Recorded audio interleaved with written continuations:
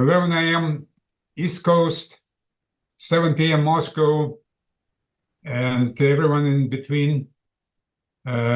So we had a very exciting event on November 5, and looks like America is recovering. We're not sure, judging from what's going on. Was very encouraging was kind of a meeting between Trump and Biden, maybe a return to some civility, but it's probably the only piece of civility we could watch, because American society is still deeply divided. Media, Congress, it's big fight, upcoming fight for Congress, for Trump's team. Everyone is waiting for Trump to fulfill his pledge to stop the war. So far, didn't happen. Moreover, there are still many people, including in the States and of course in Europe, who want to continue this war. Well, let's start this conversation. And today, since we apparently 4 people agreed to speak, I see 3 of them, but maybe try to get into 15, 17 minutes, so we'll have enough time for discussion and some future activities. So, Lowell Gustafson, he is the professor of political science at the University of Villanova, and he's an old friend. And well, now he just mentioned he's not too far from Philadelphia. So, Lowell, why don't you start? Well, no, thank you. Thank you very much. And first of all, many thanks to Edward for organizing this. As he mentioned, we are old friends. I've met him a number of years ago when I got to go to Moscow one time. And he kindly agreed to speak over Zoom to a couple of my courses. And I got to speak with his students a couple of times. And that sort of experience, plus what we're doing now this morning, I think is sort of the purpose of academia, to try to have rational discussions about all kinds of important political topics. That's what I tell my students all the time. That's the point of having educational systems, is to have civil, intelligent, informed, rational discussions about any type of topic that comes up. So many thanks to Edward for nurturing that sort of conversation. And as Edward notes, we here, of course, in the United States have been consumed with our own election and its aftermath. We're still debating about how did the pollsters once again seem to get this so wrong. They were telling us for months that this was a razor edge election, and nobody, I don't think, confidently went in to November 5th thinking that Trump would win the Electoral College, the popular vote, that the Republicans would take the Senate. Every indication is now that they've taken the House, razor-thin margin, no doubt, but nevertheless, both the executive and legislative branches are under the control of the Republicans, and the Supreme Court is clearly a conservative court that's sympathetic to Donald Trump. So we're still trying to come to terms with exactly how to explain all of that. The Biden-Harris campaigns raised and spent $2.15 billion and ineffectively. The Republicans spent $1.2 billion. So in extraordinarily expensive elections in which Trump won, but apparently also celebrities and media ad salespeople and pollsters and others. In any case, As the common wisdom is that American voters were most dissatisfied with the effects of the COVID lockdowns that the Democrats had championed and the inflation rates, which have come down, but which have been pronounced in recent years. And that Harris, by associating herself with elite celebrities, seemed to emphasize that she was tied in with the cultural elites more than with the everyday voters' economic struggles. So that seems to be one of the common wisdom. Another common wisdom is that many voters were concerned about immigration, and that Trump seemed to have the upper hand on that, along with other issues. So we're still debating about how this election turned out the way that it did. It's also said commonly that foreign policy is important, but not as important as the economy. In this election, it seemed to make a difference, even if it was perhaps of second level importance. Clearly, there had been dissatisfaction among primarily Republicans, but conservatives for years about the level of support from the Biden administration for the war in Ukraine. And conservative intellectuals have been for years complaining about that. John Mearsheimer is probably the most prominent among those, saying that in the aftermath of 1991, with the collapse of the Soviet Union, the United States used its unipolar moment to increase the size of NATO, when it was hard to see Russia as a security threat anymore. So what exactly was the point of that? And Mearsheimer has been for years now saying that this was an unnecessary provocation. And then the United States' support for a change of government in the Ukraine, one which had been sympathetic to Russia, to then one which was anxious to join perhaps the European Union and maybe even NATO. And Putin regularly saying that this was a significant interest of Russia to not have that continuing growth of NATO's, whose purpose didn't seem as clear to a lot of people anymore. With the Russian takeover of Crimea in 2014, the Obama administration had to make a decision back then. Obama, of course, not being a conservative, but being on the liberal side. But he made the calculation that that the proper response of the United States was not to have a military confrontation with Russia, or even to make significant military support of the Ukraine. He put some economic sanctions on Russia. It seemed as though that was more for domestic consumption than based on any expectation that it would change Russian policy. He was just trying to show the American and Western audience that he would slap Russia on the wrist for that. So you put all of that together, and we've then had the debate: was Obama right? And is it not just the recent Republicans who are concerned about the level of support, but the more progressive, I guess, wing of the Democratic Party too has wondered if this is the right thing. Is the Ukraine central to American national interests? At least is it as important to us as it is being on the border with Russia? So and more to the point, now that we've moved beyond the issues of the unipolar moment and the 2014 Crimea incident, and we've passed the election. Now already the election is starting to seem like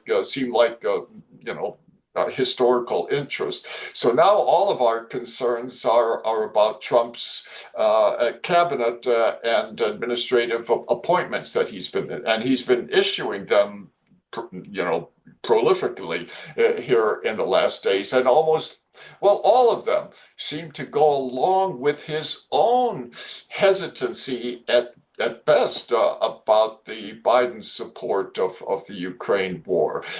And there seems to be a consensus among our new at least if the nominations he's made for the defense secretary and national intelligence director and State Department, the director of the State Department, the secretary of Homeland Security, the new CIA chief, all of these appointments, if they hold up, if they go through the Senate, and of course, there's a question about if they will, but if they do, all of them are loyal to Trump's America First idea of saying that we need to bring peace to the Ukraine, and that even people who supported the Biden administration's policy have been saying now for some time that for all of the aid that he's given Ukraine, it's not sufficient. It's not going to drive Russia out of the Donbass and out of Crimea and out of southern Ukraine.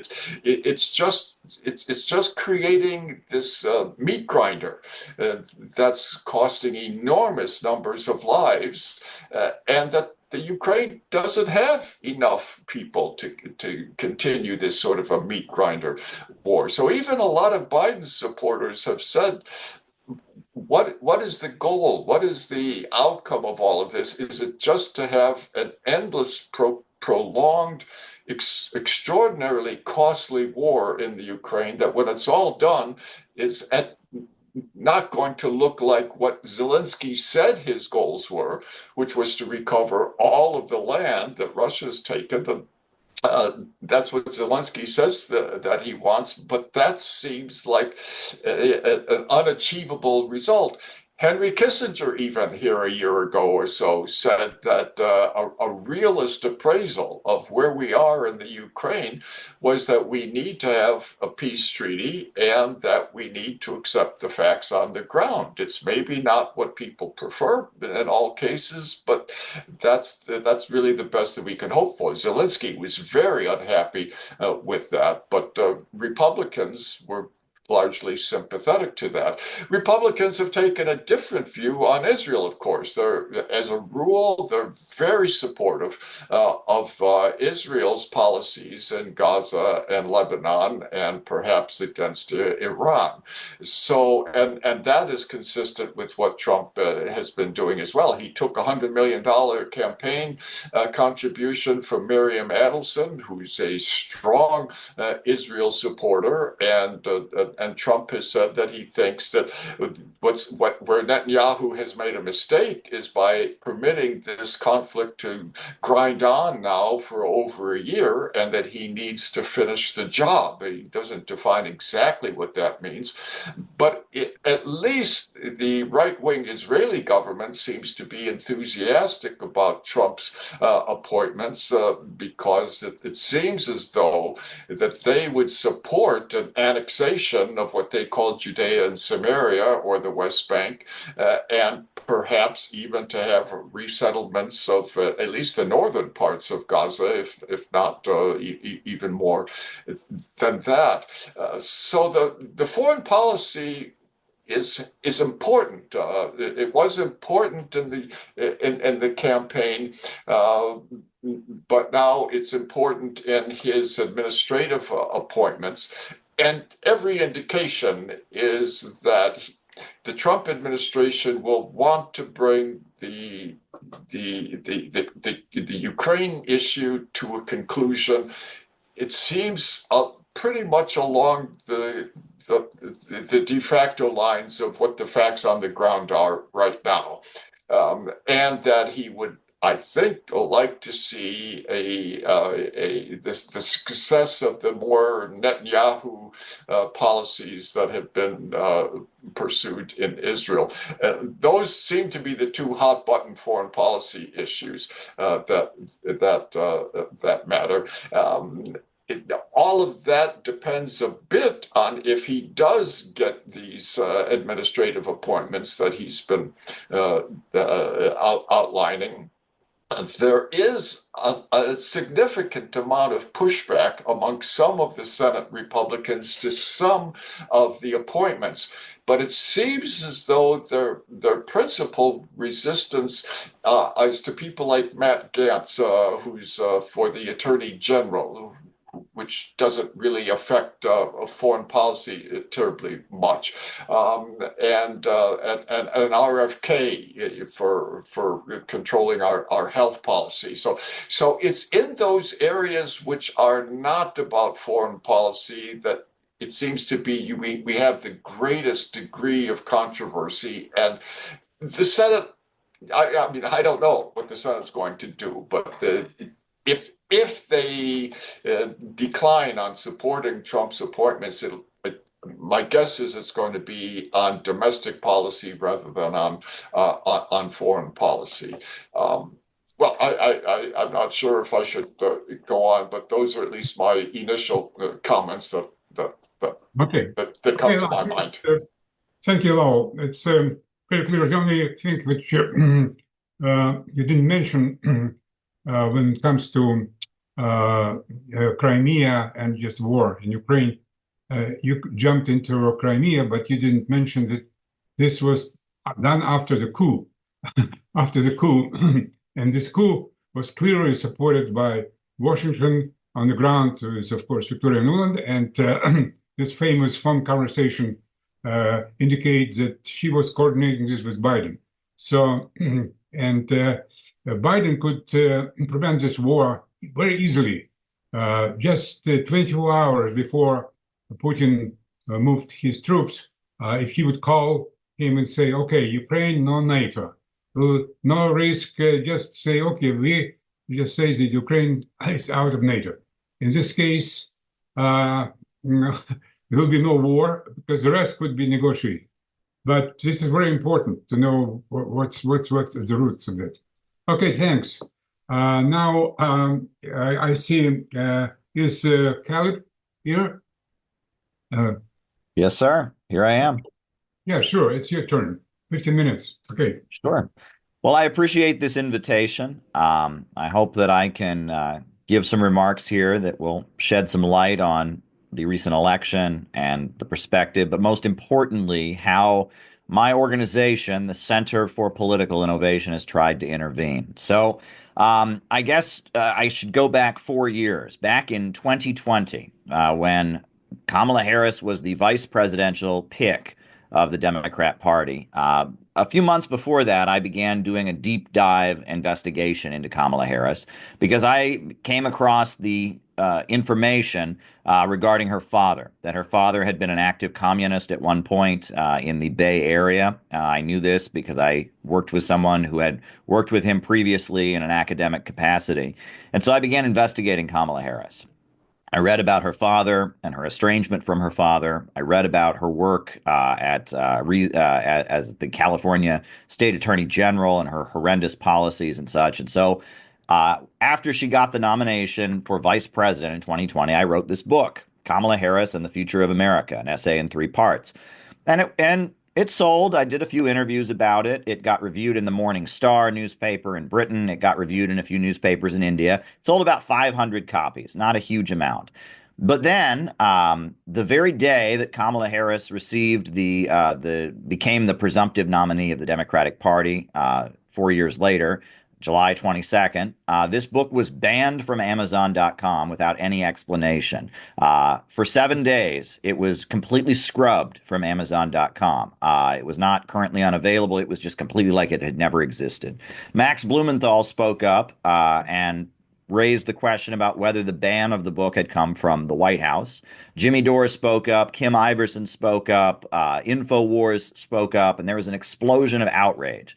I began selling the book on Lulu.com. I began selling the book on Gumroad.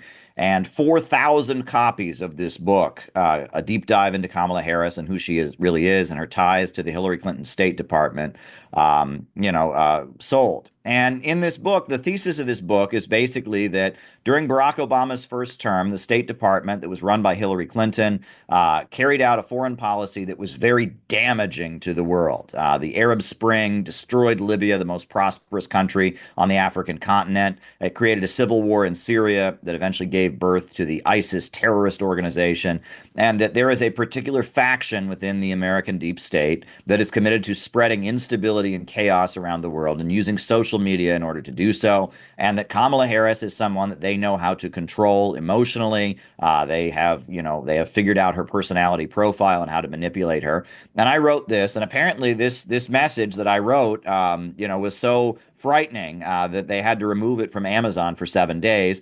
But they talk about the Streisand effect. It backfired. And so with our book, Kamala Harris and the Future of America, being banned from Amazon, we decided we had to make the best of this, make the most of it. So we printed 1,000 copies of the book, and we distributed 1,000 copies outside the Democratic National Convention in Chicago. And 1,000 copies of the book were distributed, along with another booklet that we published, a very short pamphlet called "Do You Believe in Growth? Why Russia and China Keep Rising While the U.S. Society Stifles Innovation." And this is a book that we published as well. In addition to that, we highlighted Donald Trump's visit to the North Korean, the 38th parallel, and then walking into North Korea. And we made a banner, a very large banner, 8 foot by 12 foot, that said, "Only peace can make America great again," and had Donald Trump shaking hands with Kim Jong-un. And we unfurled that banner across New York City throughout the month of October. We did it at Trump Tower. We did it at the outside the New York City Public Library. And then when Donald Trump was at Madison Square Garden, we displayed the banner and unfurled it outside of Donald Trump's Madison Square Garden rally. And thousands of Trump supporters saw it and gave us a thumbs up and supported it. And we were featured in New Yorker magazine. They highlighted our presence and quoted me talking about how Kamala Harris is an insane warmonger, a product of George Soros and the U.S. regime change apparatus. And they highlighted our banner. At this point, I think we can interpret the recent election results as a rebellion of the American people against the dying international financial system. Now, there are different ways to interpret that financial system. I know Henry Charles Carey in the American School of Economics spoke of the American system versus the English system, one system that favors development on the land, the other that favors, controlling the trade routes and centralizing wealth in the hands of one mighty city. Vladimir Lenin talked about imperialism, the highest stage of capitalism, the rule of the world by trusts, cartels, and syndicates that hold back development around the world and export of capital around the planet. I know Alexander Dugin speaks about Atlanticism versus Eurasianism, or we talk about continentalism and the system of turgocracy versus the thalassocracy, or the empires of the sea. There are many ways to interpret this, but it's very clear that the international financial system that rules the world out of Wall Street and London, it is in severe crisis due to technology, due to artificial intelligence, due to the fact that human labor is much lower and much less involved in the process of production. There is a global financial crisis, and their solution for this financial crisis is to collapse the Western countries into a low-wage police state, abolish the civil liberties, and drive down living standards while they prepare the population for an all-out war against the new world that is emerging, centered around the BRICS countries. And they feel that destruction of Russia and China and Iran and Venezuela and Nicaragua and all the countries that have broken out of their domination, that all-out war against them is necessary, and all-out austerity and collapsing of living standards in the Western countries and a new level of authoritarianism in the Western countries is necessary. And the American people are opposed to it. And many of the people who have grouped themselves around Donald Trump and were part of his previous administration were millionaires and billionaires who are not part of this Eastern establishment, this Anglo-American establishment that is on board with the plans of the World Economic Economic Forum and others. Betsy DeVos, she's a billionaire, but her money comes from Amway, and her brother is Eric Prince of Blackwater.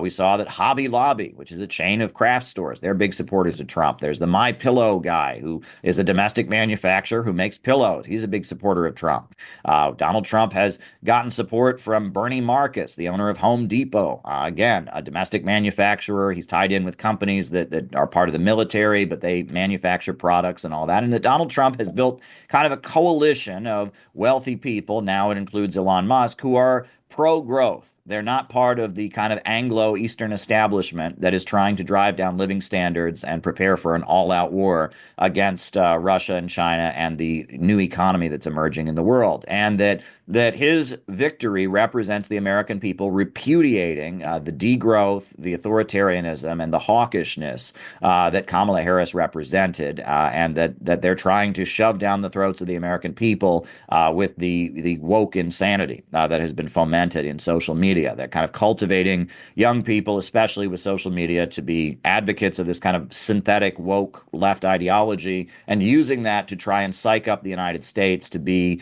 the low-wage authoritarian police state marching us into World War III that they would like. The American people have rejected that, and this is a moment of great opportunity. Tulsi Gabbard's appointment by Trump to the Office of Director of National Intelligence is extremely important, and they will do everything they can to try and block Tulsi Gabbard. It's going to be very important that we have a presence, a visible presence among the population at large supporting Tulsi Gabbard, and we are preparing as an organization to, figure out how we can be visible supporting Tulsi Gabbard. In addition to that, we are prepared to attend the inauguration on January 20th in Washington, D.C. We have our banner, "Only Peace Can Make America Great Again," with Trump and Kim shaking hands, but we're getting another banner. And that banner that we are building, we are creating a new banner that will be just as large. We'll talk about the Peace Bridge, because it was Henry Charles Carey who first proposed that there be a bridge connecting Russia to Alaska across the Bering Strait. And Henry Charles Carey proposed it. After that, we then had a proposal for that from Lyndon LaRouche. She talked about the World Land Bridge and others. I know the Reverend Sun Young Moon has also advocated the building of the bridge across the Bering Strait.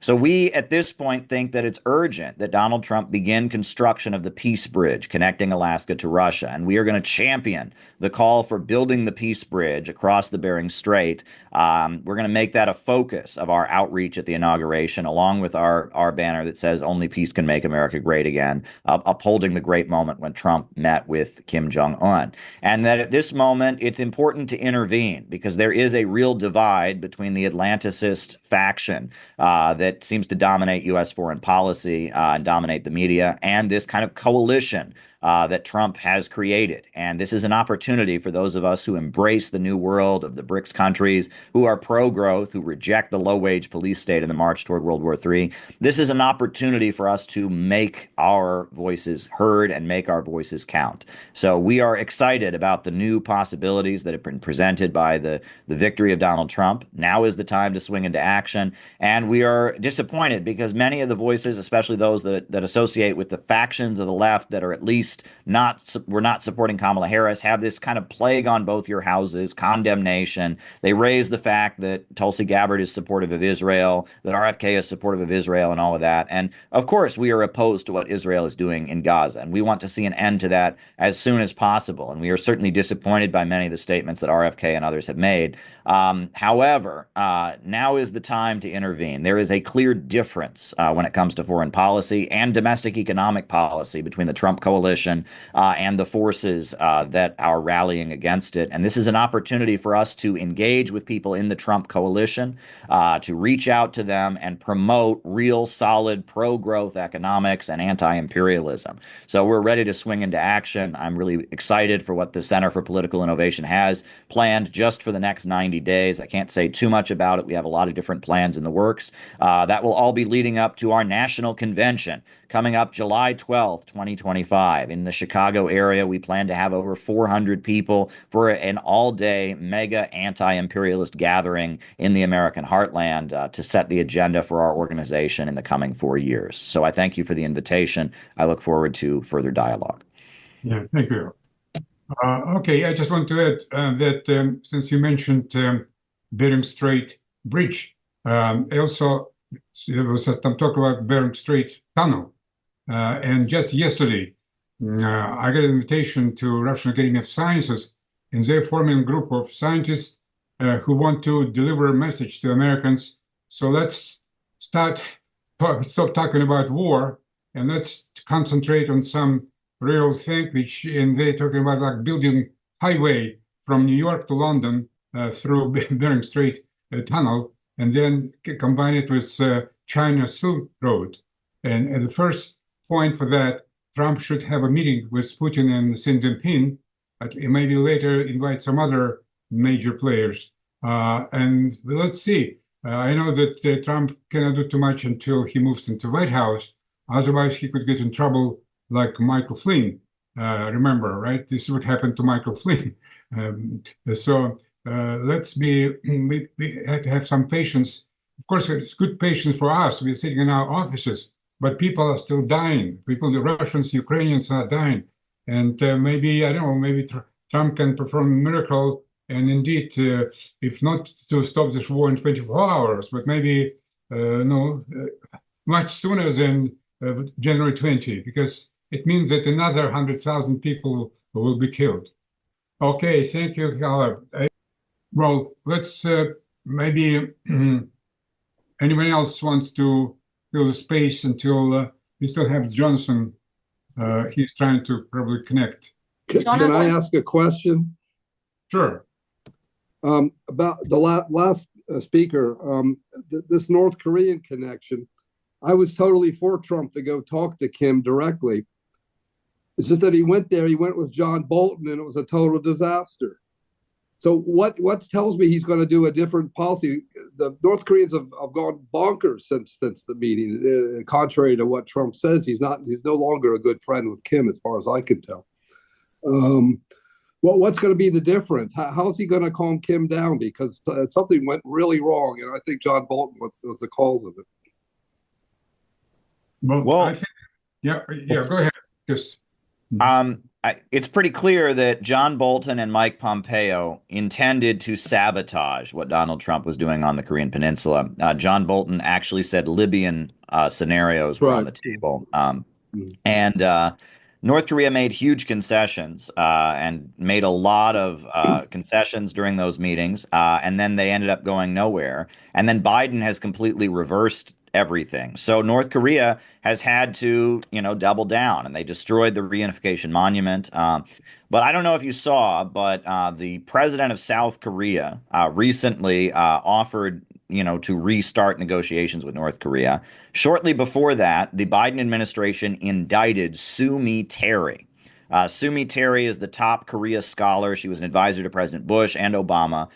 She's a longtime CIA academic, and she is of Korean descent, and she was indicted for allegedly being a foreign agent of South Korea. And it's very clear that South Korea would like to have continued peace talks with North Korea, but the Biden administration was against it, and they retaliated by charging South Korea's top ally within the American intelligence community in Sue Mi Terry. They indicted her for being a foreign agent. She's now being charged. She could go to prison. That is a clear point of difference. The other thing that's interesting is the Wall Street Journal attacked Donald Trump for continuing to brag about negotiating peace on the Korean Peninsula. He continued to bring that up on the campaign. I met with Kim Jong-un, and the Wall Street Journal said he should stop doing that. It didn't go anywhere, but Donald Trump continued. He continued bringing it up, and that at this point, with North Korea having a military presence in Ukraine, it seems. I mean, it seems they are at this point, supporting Russia and militarily. At this point, I think that it's going to be even more urgent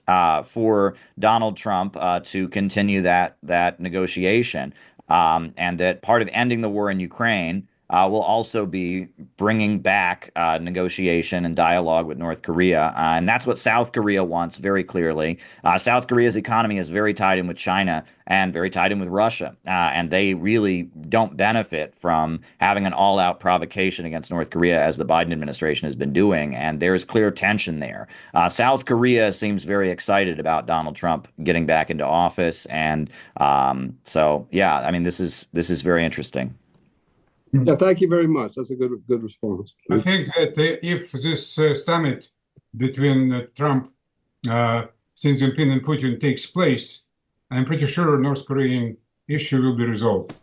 Because we know that North Korea now has very good relations with both China and Russia. I think both of them can convince Kim Jong-un just to continue what he started with Trump. But for that, we need Trump to call this meeting. Only Trump can call this meeting. I'm pretty sure that if he calls it, both Putin and Xi Jinping will jump in immediately. But it's his call. Okay, let's see. Has Jonathan connected finally? I don't know. You know, I'm Okay. 83 years old, but this is the first time I've used Zoom. Okay. I'm a writer, and only a writer. And I don't seem to be able to get into you. Okay. Anyway, I see that Tony Papart, do you pronounce your name correctly? He wants to Doesn't say matter.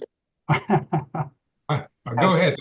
Yeah, I'd like to give an overview of the election from a different point of view. Martin Sieff, who's fortunately on this call, wrote a prophetic book in 2012, The Way We Used to Be, which I highly recommend to everybody. And in that book, he forecast most of the issues of the election which just took place. He didn't say that it was going to be an election, but he said these were the great issues before the country, as has been proven on November 5th. One of them was free trade deindustrialization of the United States. One of them was paying billions of dollars to import millions of illegals into the United States, as the Biden-Harris administration has done. One was expansion of NATO in a drive for World War III, which Biden, of course, has done. Another was shutting down fossil fuels for the sake of climate idolatry, banning gasoline-powered cars and like. All these things were in his book 12 years ago. I mean, those are most of the issues in the election that just took place. I mean, other issues, which as I remember, was some weeks ago I read it. Other issues that were not in Martin's book were a drug scourge, killing 100,000 Americans per year, as many as we lost in World War I. Pro-crime policies, pro-homeless policies, sexual mutilation of children. I mean, these were issues in the election. They were not in Martin Sieff's book. But, you know, most of the issues were in that book. Now, how did he know that these would be the issues over which Americans voted a week ago? Lyndon LaRouche, whom I worked with for many years, wrote several times that as the international oligarchy, London and Wall Street centered financier oligarchy, foresaw the coming collapse of the Soviet Union, as they foresaw this during the 70s and during the 80s, that the oligarchy would decide that there was no need to continue to tolerate the existence of the nation-state republic with its industry and its science, that the nation-state republic would not only be dispensable, but that the oligarchy would begin a worldwide drive to destroy the existence of nation-state republics in Europe and the Americas, most important, the USA. And that's precisely what has happened. I mean, all of you know that these policies, the mass immigration, deindustrialization, the insane green energy policy, all these policies are being fought by Western Europeans, just as they have been defeated, I think, by electing Trump in America. But the West Europeans were unable to prevail. They've lost. They continue to suffer under all of these things. But here, President Trump has succeeded in a victory for the entire world against the drive to annihilate the nation state. America is the land of second chances. And like Trump's a tremendous, recovery from annihilation, from attempted assassination, from hundreds of criminal indictments and all this stuff. And that's been the history of this country. I mean, our original American Revolution was fought against a drive from London to annihilate the industrial and, political progress of the North American colonies. And during our Civil War, we had to fight again and defeat the same enemy out after the same objective. And again during the 1930s under Roosevelt. I mean, in all these fights, the question was the one that Lincoln raised at the end of the Gettysburg Address, whether this nation or any nation so conceived and so dedicated can long endure. And as Lincoln said then, true today, once again, this nation under God will see a new birth of freedom. And not only this nation, this was a liberatory blow for all mankind, not only today, but throughout history. That's it. That's what I wanted to say. Okay, thank you. Okay. Anyone else wants to say a few words about elections and what to expect? And how do you judge the results of those elections? I can say that I'm cautious, because first of all, the team, of course, is very young, not very experienced. There's also expected great battle in the Senate. So, again, we have to have some patience. But let's see. You have to raise your hand or just say something that you want to say a few words. Mm-hmm. May I say something? Sure. Okay, come. It's Carpentier. Yes, of course. And you are now where? In France or India? Where are you now? I am in Delhi. Yes, I'm in India. Okay, go ahead. So very briefly, thank you again for giving me this opportunity. I wanted to say that I've been doing a few podcasts and other interviews regarding the results of the elections. There was a very pleasant surprise, of course, mixed, as you said, with apprehensions, because I can see there are strong differences of opinion within the Trump team that's being assembled. And recently we had a delegation of conservative think tanks from America coming to visit us at India Foundation in Delhi, of which I'm a member. And you could see that there were clear differences because there were among them some neoconservatives, and there were some genuine old-fashioned conservatives like Pat Buchanan. I mean, he wasn't there, but same opinion stream. And then there were people who come from the libertarian perspective and others from the Christian fundamentalist perspective. So it was obvious that there was no real, except for opposition to the liberal woke policies and to the Democratic Party in general, there was not much communality or community of thought between them.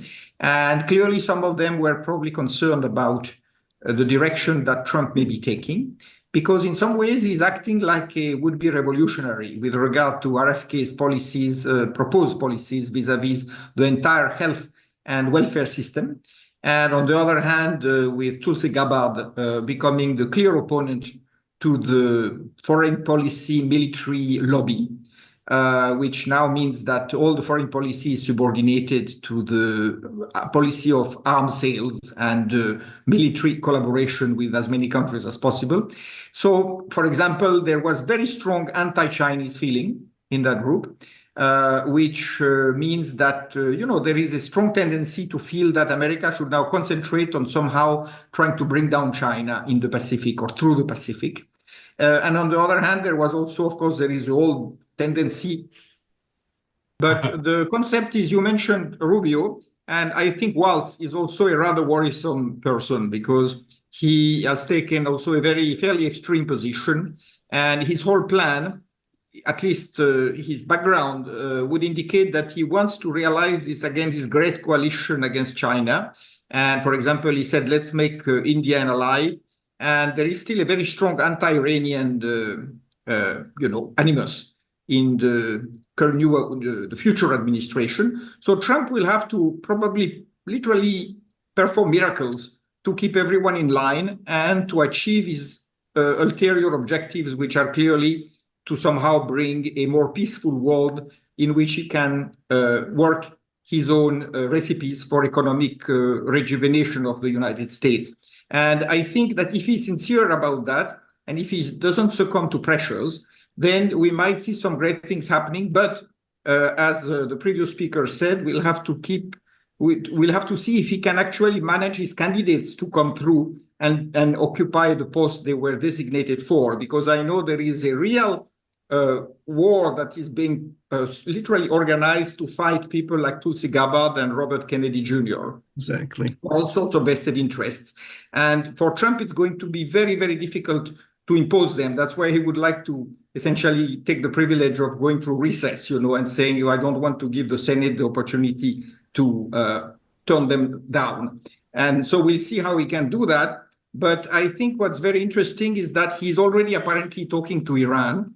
And though he's obviously very pro-Israeli, he has appointed fundamentally Zionists like Huckabee to deal with Israel. But at the same time, I think he would like to, while making Israel happy and secure, he would like to make sure that Iran somehow comes back to, a position of dialogue with the West, in particular with the United States, which is going to be very difficult to accept by some members of his own constituency, of Trump's own constituency.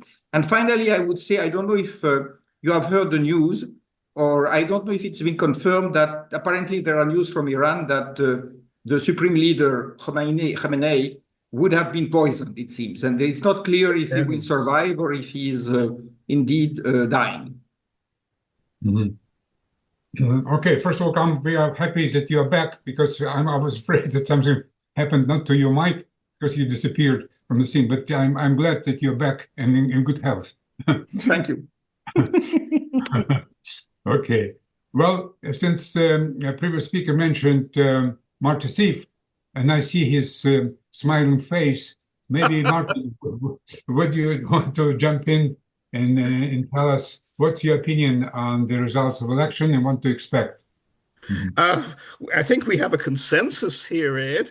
I am smiling because of the results, and my assessment is identical to your own and to Combs and to the two outstanding speakers. Tony, I don't think anybody else but you, bless you, has read my book from end to end. Thank you. And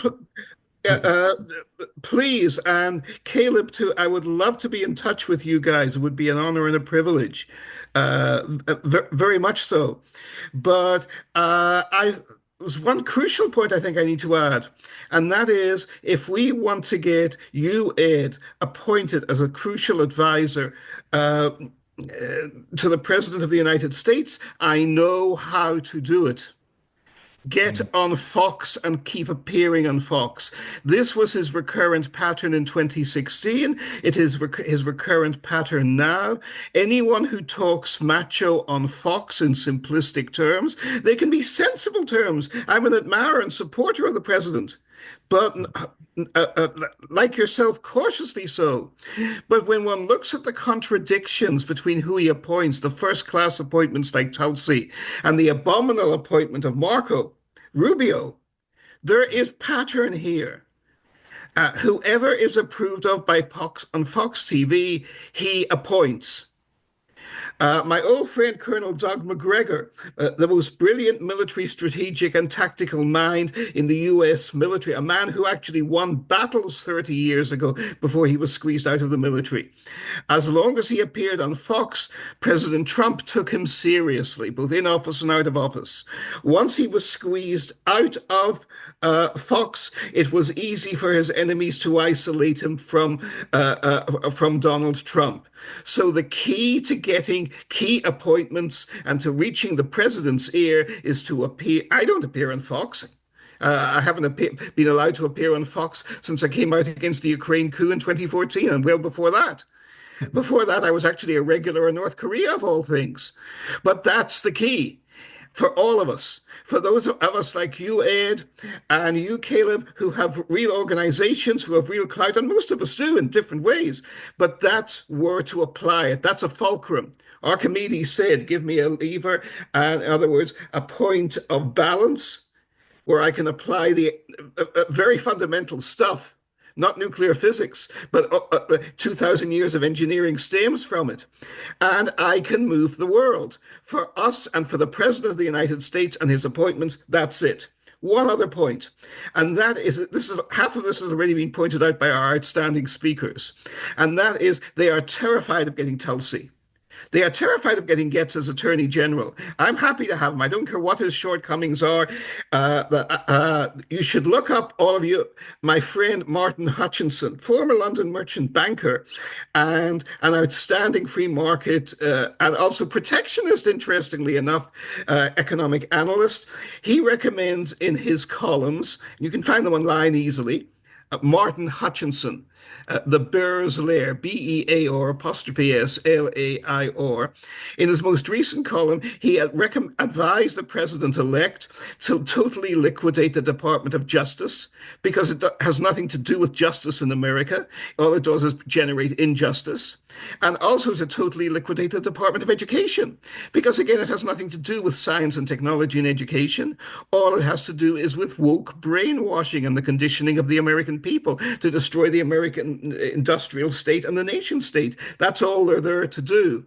And it isn't even a conspiracy. It's a belief system. It's a religion. They all believe it, as Tony pointed out, and as Caleb pointed out, intimately. So there is that. But who is being fought? Who are they in panic about? They're in panic about Tulsi. As has been pointed out, they are in panic about Matt Gaetz. And they are in panic against the president's choice as Secretary of Defense, who I knew little about and was skeptical about because he came from Fox, but because of the enemies he has made, I'm all for him, 100%, 100%. But who are they silent about? Who is going to get an easy ride to the nomination? Rubio. He is the one whose past must be exposed at all costs. The priority is there. Rubio is the key to all this. And Rubio was told what to think by the current head of the Ronald Reagan Foundation, Roger Zakheim, who, incredibly enough, I have known since he was 5 or 6 years old. Because he is the son of Dov Zakheim, who is the mastermind of such. He and I were close friends for 30 years, and I split with him after he became controller of the Pentagon in 2001 because I knew he was gung-ho for the Iraq War, but of course it was far worse than that. He is the genius who gave us the F-35. He is the genius who therefore made unlimited profits for Lockheed Martin, even though it is destroying the entire American economy. And he was also a key driving force between the Zumwalt destroyers, the future combat system, the more expensive and ludicrous and useless systems, as long as they make money for Lockheed Martin and the other big defense contractors there.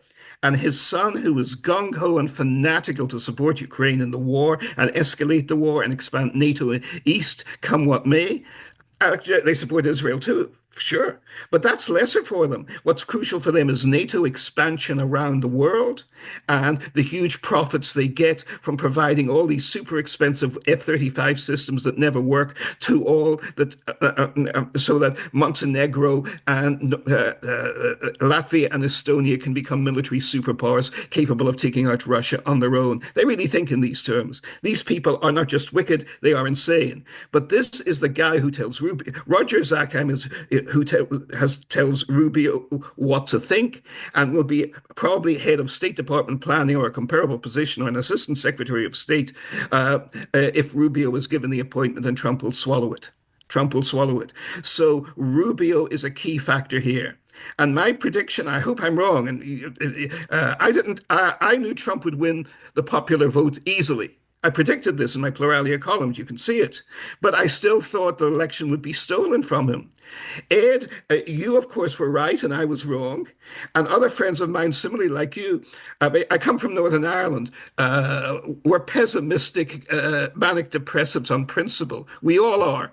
It's the black basalt rocks of County Antrim where I come from. You can't grow anything there. It's what makes the war so gloomy and vicious on both sides in Northern Ireland. So we always look on the black side. And usually the world is better. But sometimes it's necessary to think the unthinkable. And my prediction is Rubio will be confirmed, Tulsi will be derailed, Getz will be derailed, the Secretary of Defense designate will be delayed. They'll allow him to have his economic appointments. They don't like it, but he got them through the first time. He'll get them through this time. His economic track record is impeccable. But these are the crucial areas to fight, to defend Tulsi, to defend Getz as well, to defend the Secretary of Defense elect.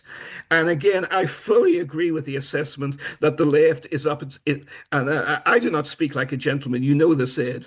The left is up its own anus. They don't know what they're talking about, a curse on both your houses. I have a sympathy for that view, very obvious sympathy, but it's not true. The difference is so clear. We have at least some hope with the president-elect. We have none with the others. But it is crucial for his credibility with Putin and with the Russian government to stop Rubio in his tracks, as well as to get the others in. Thank you. Okay, well, not very optimistic. You know me well. What can I say? Remember I said at the beginning, I'm cautiously optimistic. Now, less cautiously after what you just said. Well, what we assembled here, not only to analyze, but also offer some suggestion. And we know that our next session will be December 1, and maybe it will be time to prepare some specific proposals.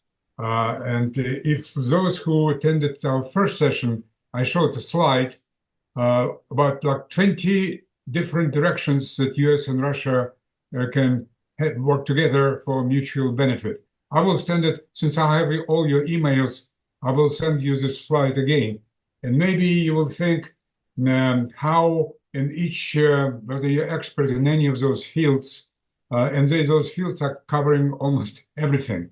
Maybe you will come up with some specific idea and repeat what we did 20 years ago when we were still naive and we were thinking that now with communism gone, US and Russia are natural allies.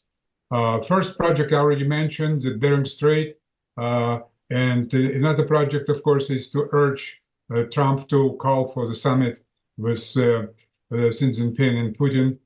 So, but maybe use your brains, your talent, and maybe you will come up with other suggestion in different areas. Anything that you understand, whether it's academia or science, education, anything like that. Please send this proposal. And what we do, we will create a new slide. And I'm going back to Washington, and I promise that I will make sure that every member of Congress gets our proposals. I don't know if probably, of course, by email or by hand, but I really guarantee that this is what we did 20 years ago with this slide of 20 different directions. At the time, by the way, 150 members of Congress signed in on that. 150 members of Congress agreed that now US and Russia should be not just partners, but allies. And this was 20 years ago. I don't think we will get a lot of them now, but at least some. But this is something that we can do. It's only limited things that we can do. Okay, anyone else wants to jump in and say something? A couple of words about Iran. Yeah. Well, again, first you start with big guys, and then you start inviting one after another. So first three, then you invite, of course, definitely India, and then, of course, Brazil. By the way, I can tell you a little story of my personal experience. In 1996, it just happens that I was friends with Dan Quayle. I became friends when he was still vice president. And he was actually supporting with this idea of American University in Moscow. I have a letter from Dan Quayle on the White House letterhead, and he sent me congratulations on behalf of President George Bush senior. I'm talking about 1990. So we became friends. And then in 96, he was running for president.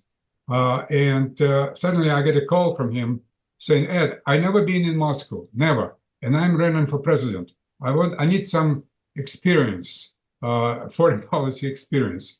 So I organized the trip, and he met, at the time, there were elections also in Russia, and there were 10 candidates. Russians had free elections. Of course, Yeltsin at that time was president. He was running for second term, and there were 10 other candidates. And I arranged for Dan Quayle to meet every one of them. He had a chance to speak to all of them. He got some foreign policy experience. And then we were driving in the car, and he said exactly what I just said 2 minutes ago. He said, we have to get America, Russia, China, India, Brazil first, and then we start inviting other players. And of course, Iran could be one as well. And slowly it will grow, maybe something like BRICS we saw, but with America and some European countries. So I don't know how realistic it is, but no, we are dreamers. Trump, if Trump does that, he definitely, Nobel Prize, forget it, it's not too much. He will get really, what kind of title he got. He can savior the world, I don't know.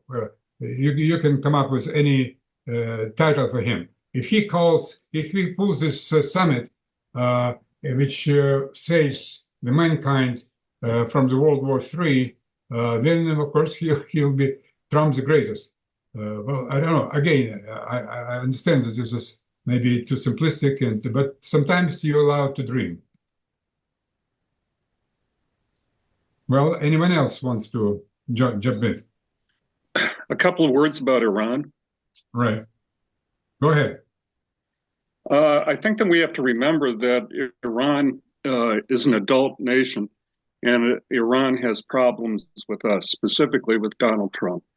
And the murder of General Soleimani, which was personally okayed by Donald Trump at the behest of John Bolton and his Iraqi counterpart, weigh on the entire relationship with Iran. And I don't think that until at least an apology is received by Iran over that crime, I don't think that there's going to be possibility for peace between Iran and Donald Trump. Well, there was some statement from new Iranian president. As soon as he became president after the death of previous one, he said that he wants to repair a relationship with the United States. This is a new Iranian president. So maybe Iran is ready for some kind of peace. Anyone else? I think we're going to want to take a look at what Iran is saying, and I'd recommend the Iran English language site for the Islamic Republic News Agency as a good daily resource for knowing what the Iranians are thinking.